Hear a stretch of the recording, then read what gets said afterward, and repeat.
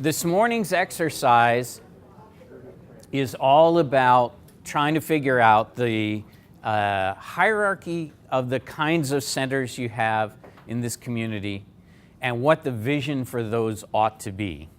And for that, we've used a series of pilot centers, which is the maps you're seeing on the table. So we're going to test out some ideas in some selected places with your help, and that will help inform how we deal with all of the centers through the whole town. So we're going to go through a little presentation this morning on the goals, our team, what we're doing this week. We're going to give you a little bit of food for thought, and then we're going to run a breakout session because, in fact, you guys today get to be the rock stars and tell the consultants what you know about these areas and what you think about the future vision for these areas. So, the goals for the project. Overall, my contract says I'm going to deliver a couple of things. An update to the comprehensive plan with regard to the centers, not the residential areas, the commercial centers and the mixed-use activity centers in the town. That we're going to, in the process of talking about that comprehensive plan, we're going to set a more clear vision for each of the centers and what it ought to be in the future. As things grow and change, what should this center become? In addition, we're going to update the town's zoning code. So the actual rules that the developer uses to build in those centers will be part of this conversation. The intent of updating that is to get a stronger link between the vision that we set and what shows up on the ground. Less surprises is really where we're headed here. And apply that new zoning to the centers throughout the town. So replace the one-size-fits-all zoning stuff that we do today with something that is more tailored to each place. So today's exercise is really about understanding how we're approaching the centers, understanding what they might be like in the future, and then discussing existing conditions and a future vision for 6 specific places in town. 2 of them have been stuck together, there are actually 5 sets of tables here. Introduce you to my team this morning. From my office, Code Studio in Austin, Texas, Colin Scarf, my business partner, and our associate, Kevin Howard. From Common Ground Design in Nashville, Keith Covington here, and Lee Jones at the back table there. By tomorrow, I'm going to have an illustrator who's going to make us all look good. He's a guy with real digital skills, and you'll get to see his stuff next Wednesday if you come see the closing presentation. Dave Versell from Garner Economics has been working for the town on a different study, on a study of the future, especially of the office market in this area. And he happens to be available to be here, so we've kind of tacked him onto our team for a couple of days, Monday and Tuesday. He has a lunch and learn on Tuesday at Harlem Road Community Center that you can come to and hear a little bit about the economics if that's really your kind of thing. In addition, Annette, where is she hiding? Annette is here with her staff from Home Run Creative to kind of capture some of the flavor of this. They've prepared the website and been managing the conversation with the community, especially the social media and other kinds of public outreach. So I want to tell you most of the events that we're doing this week, and our home base is at Harlem Road Community Center. Is there anybody who's not been to Harlem Road Community Center here? I think if you're an involved citizen, probably you've gone to a meeting there at some point, right? So we'll be back in the community meeting rooms. I think everybody knows where those are up on that. The first floor, I think, is still called the upper floor as you come in the doors. That community center will be open from pretty much from 9 in the morning till 8 p.m. and we'll be working there every day. If you want to follow the project, If one of your neighbors has an interest in the project and just wants to catch up because they couldn't come on Saturday, they can drop in that Harlem Road Community Center almost any time. The times are shown on the sheets that maybe you got when you walked in. Thank you. On this sheet, so the times are shown here. If it says Open Design Studio, that's where we're at. Saturday, Sunday, and Tuesday we'll be there from 9 to 8. Monday we're stopping at 3 because we're going to run a set of open houses. I'll talk to you a little bit more about those.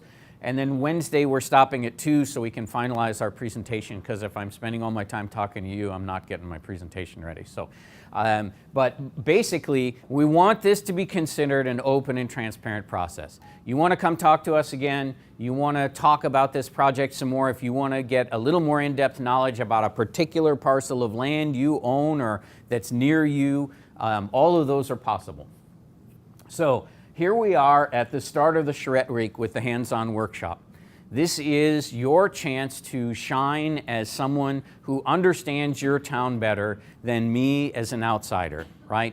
I'm coming in, I arrived on the airplane, I show up, I tell you what to do. No, that's really not the model we're trying to use here. The model we're trying to use here is to have you share with us what you know about these places, so that we can then apply our technical expertise to get to where the community wants to go for these centers.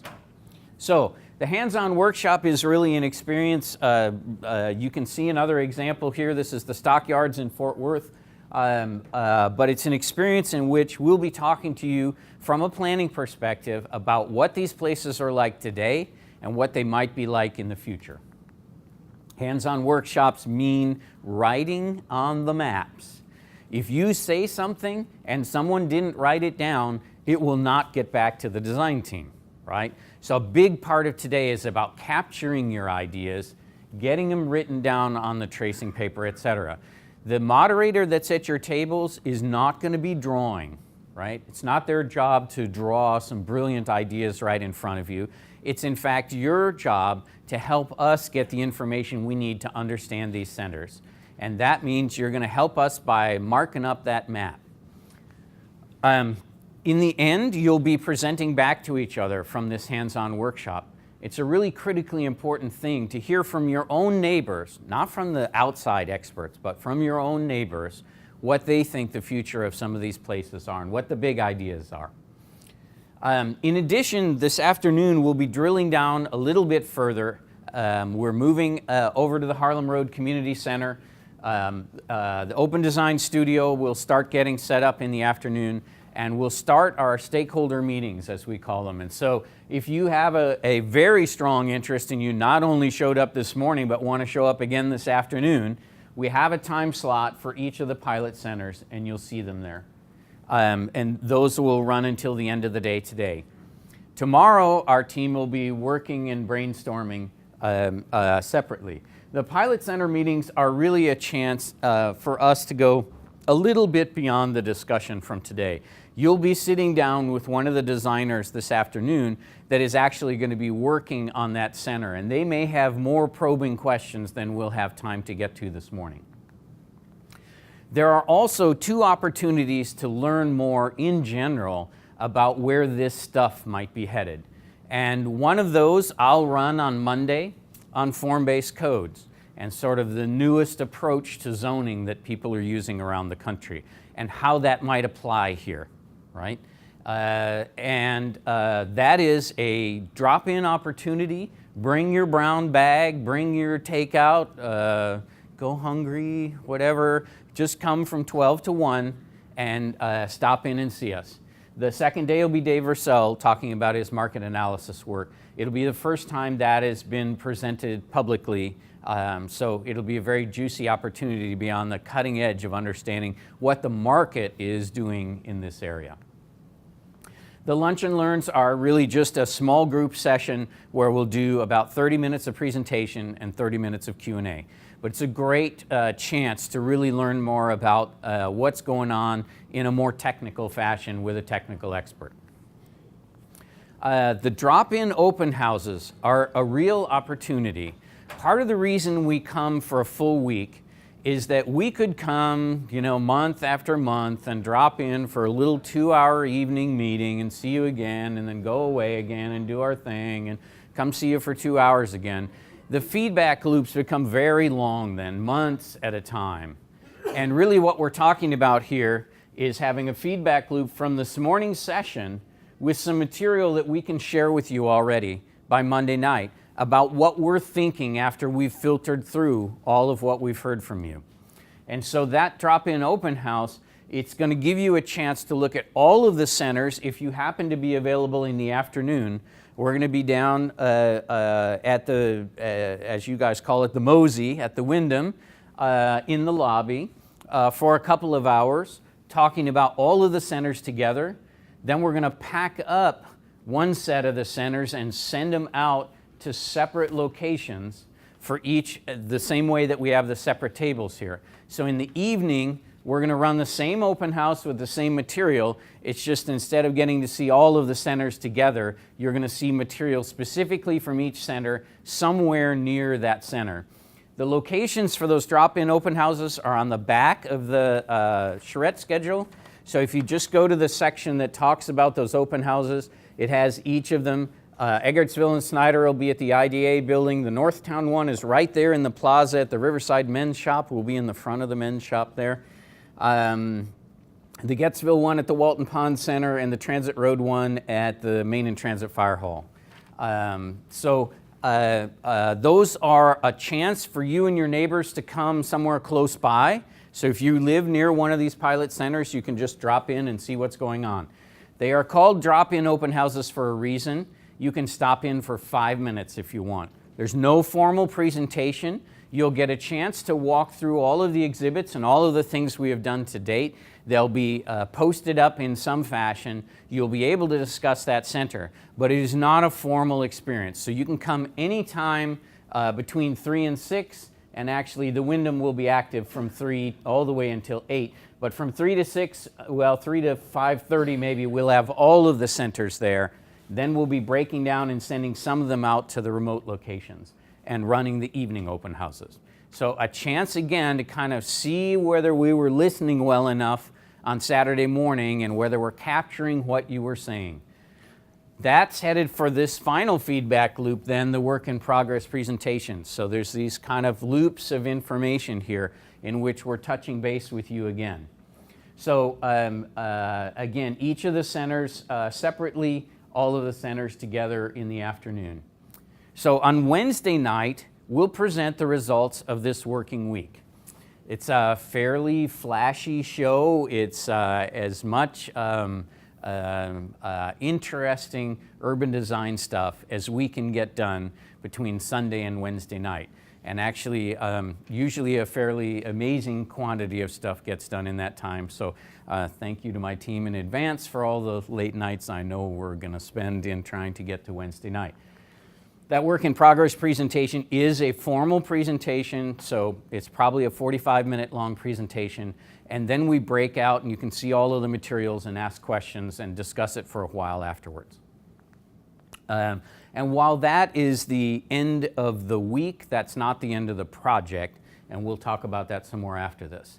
So one last thing, that Open Design Studio, the Harlem Road Community Center studio, will be open this afternoon, all day tomorrow. In fact, we've had people ask to go later in the evening, so it's going beyond 7 to 8 p.m. If that matters to you, both Saturday, Sunday will be open till 8 p.m. We'll be open in the morning before the open houses, because then we have to go and run the open houses.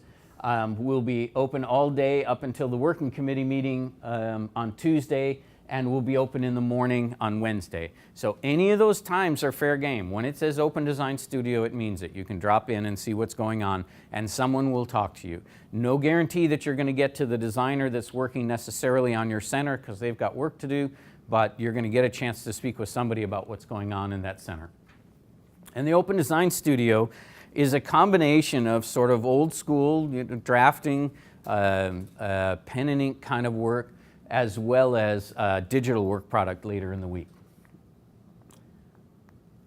So, a little bit of food for thought for this morning. Can you still hear me in the back well enough? Yeah? Good. Thank you. So, on your table is material for 2 different exercises. The first exercise is a town-wide one, where we're going to try to get you to look at all of the centers and help us think a little bit about all of the centers. We're going to show you how they are managed today and what the comprehensive plan says today about them. But then we need you to talk a little bit about how our pilot centers fit into that framework and whether it seems like that framework's working or not. I believe the conclusion you're going to come to is that the current framework doesn't really speak to your centers the way you might like to, and that's part of why we're here. In addition, there's some analysis maps on your table, these little 11 by 17 sets.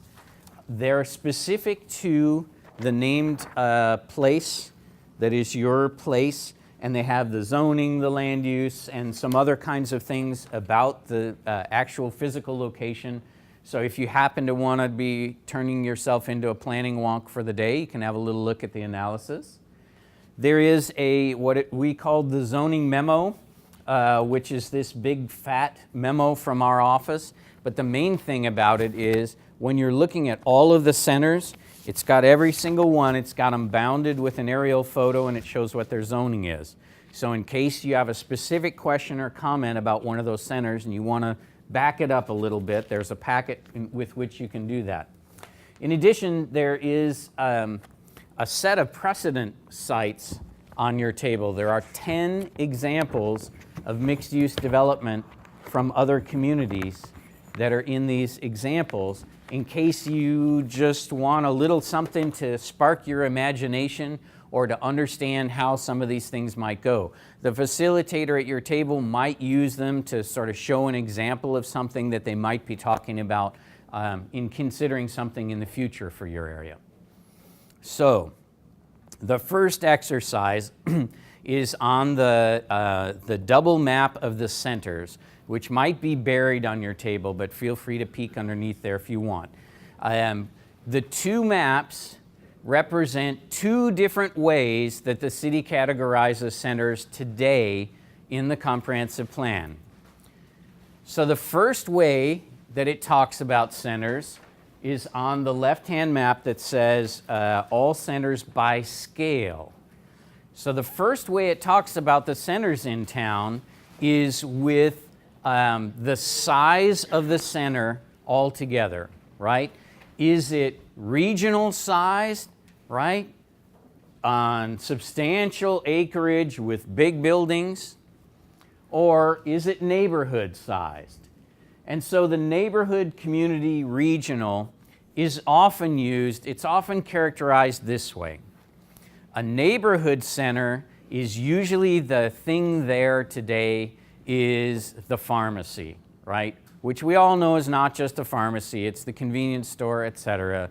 Whether in this town it's CVS or Walgreens or Rite Aid or whatever the chain happens to be. That's usually the big thing at the neighborhood scale, is something like that. Buildings aren't really exceeding 25,000 square feet, and in fact a usual Walgreens or something like that is 10 to 15,000 square feet. The community size center, this is something that has often a grocery store. So in most communities that I work in, I can talk about grocery stores as being 40,000 to 60,000 square feet in size. Only you guys have Wegmans.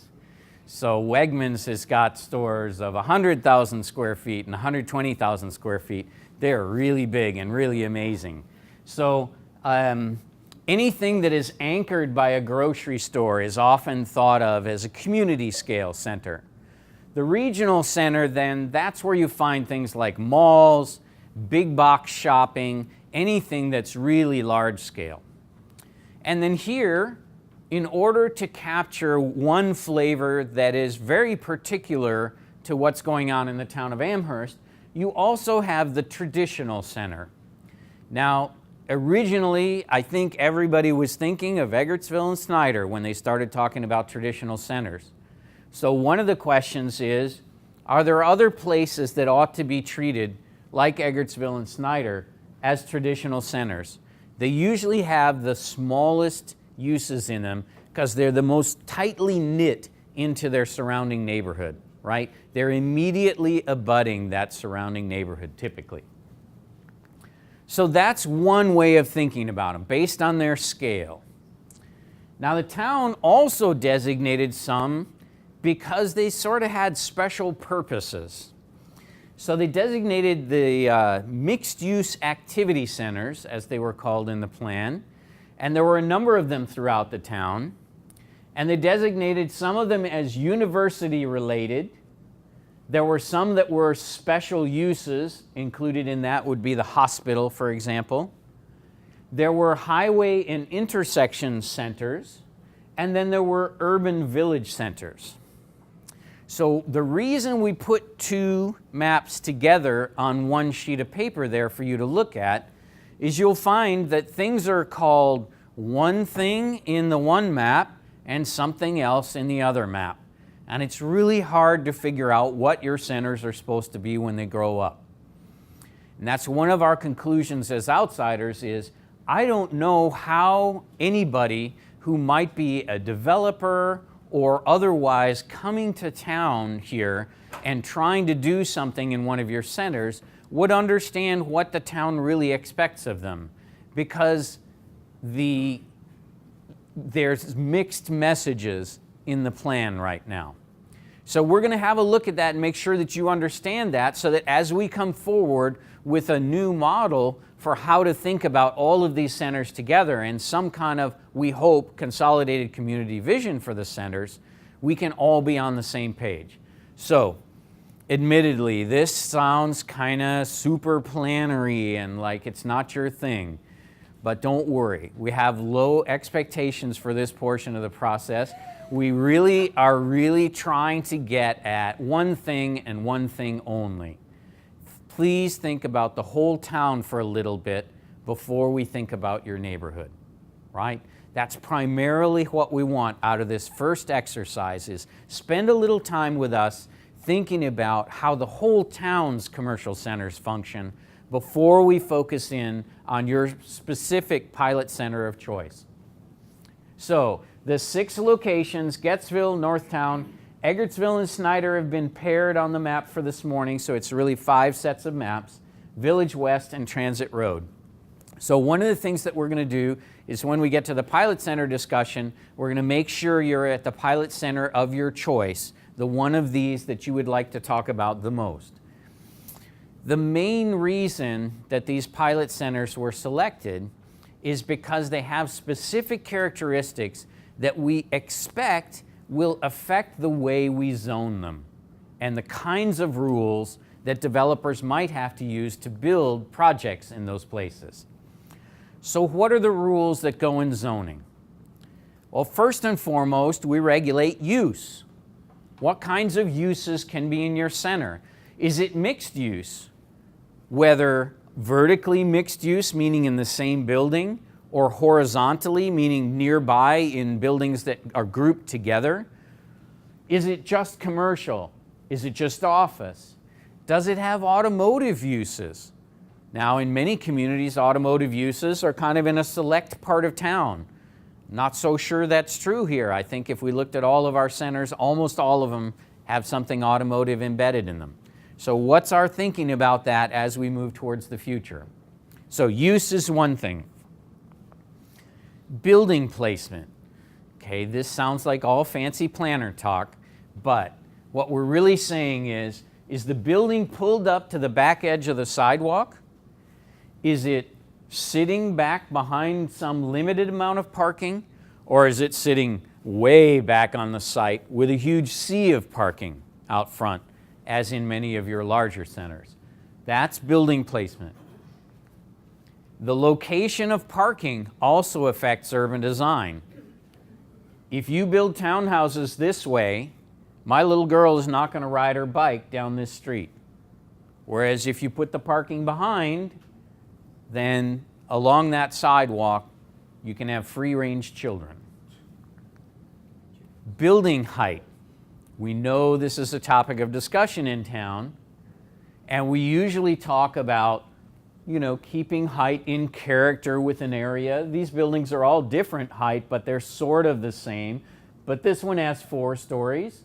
This one has a different kind of 4 stories. This uses almost the same height for 3 stories, but kind of they're in character together. And usually the worst thing you can do is set extreme differences in building height. In fact, when this community approved this building, they basically signed the death knell for this little guy, because what's somebody going to come do? They're going to buy a couple more lots and say, I want a big building like that. And this lovely little building will likely disappear sometime because it's not been protected in terms of its building height adjacent to it. Another thing about centers has to do with the size of the adjacent street. Where are the regional centers, the really big ones here? They're associated with the really big roads. If you have little tiny roads, you should not be building the kinds of commercial centers on those that attract lots and lots and lots of people, or will blow the roads out and you'll get really big roads in places you didn't want them. So thinking about the size of the adjacent streets and what does that mean for the support of the commercial activity there. And finally, this is Gettsville. This is the belated ITT Tech building. Looking at the surrounding neighborhood, the relationship between the ITT Tech building and the immediately adjacent neighborhood is a fascinating one because it's across a street. So it's residential on one side, commercial on the other. Often we change zoning at the back lot line.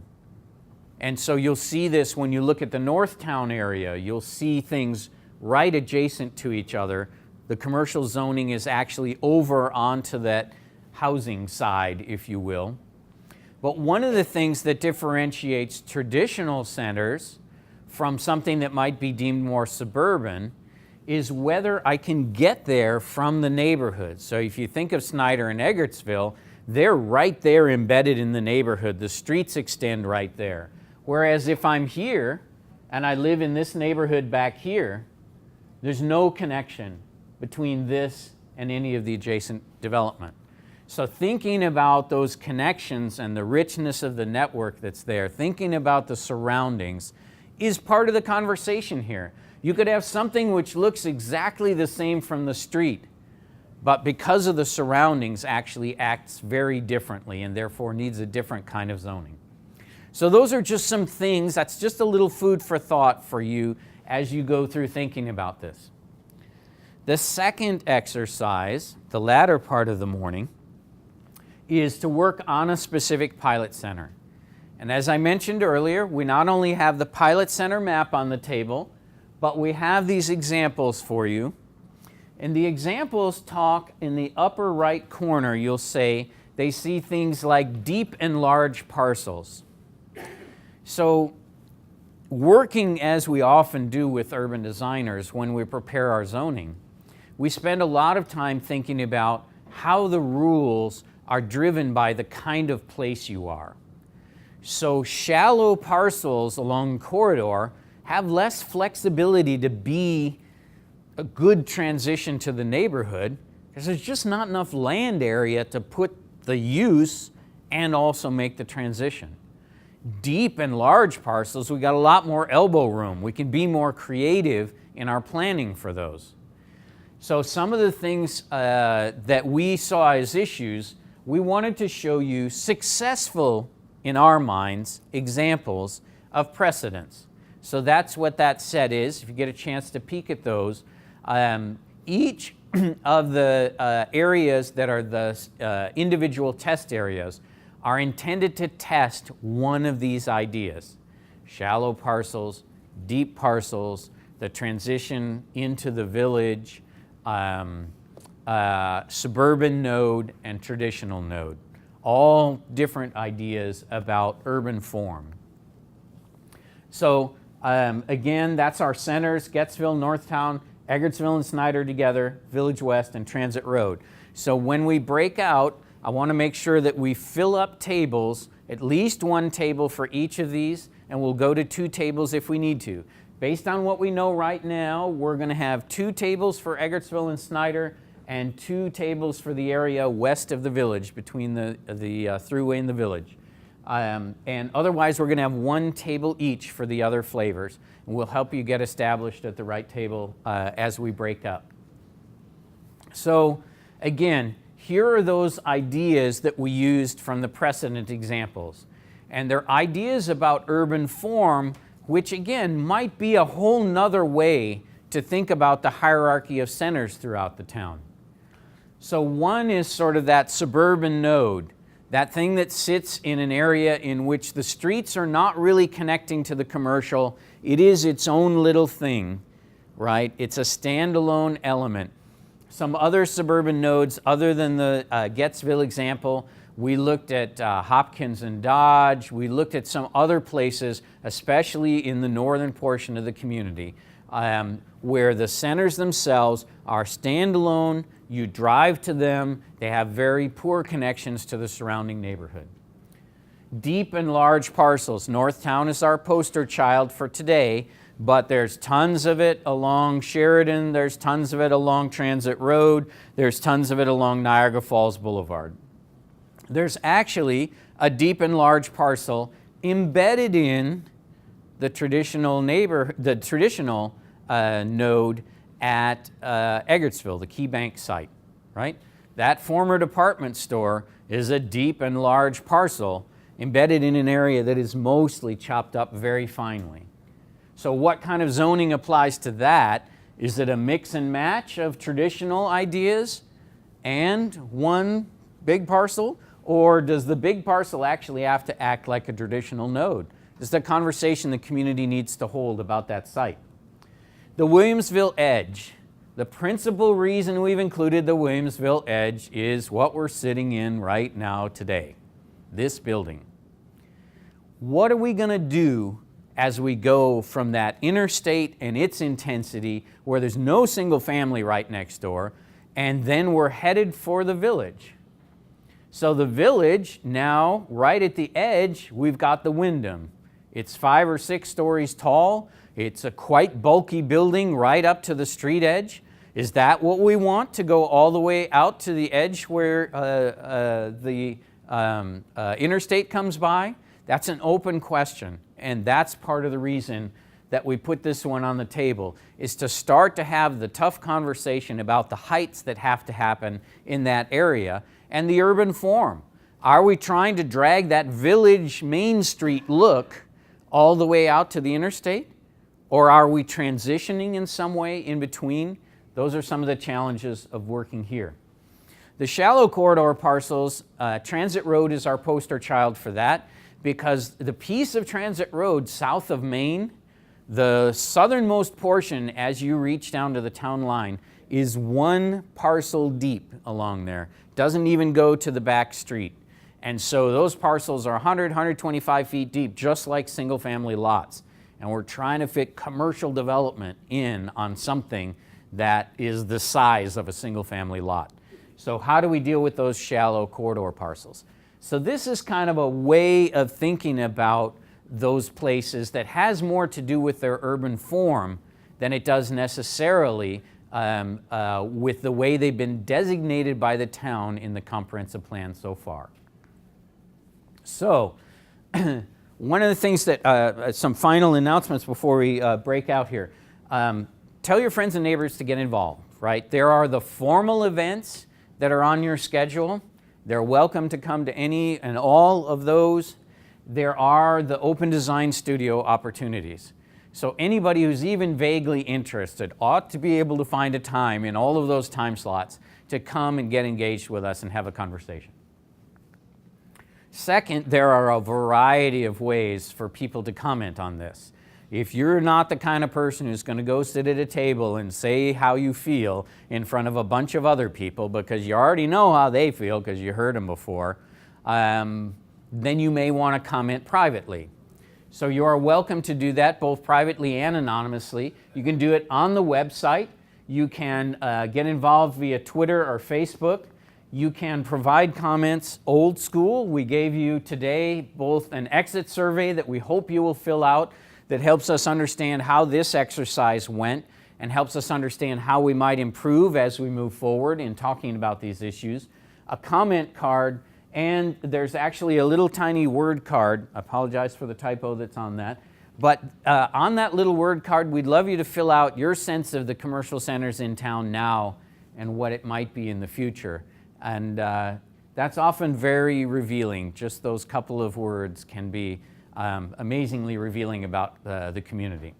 So we're actually going to get to work now. I'm going to have a set of table facilitators. At your table, there'll be one person designated to manage the conversation only.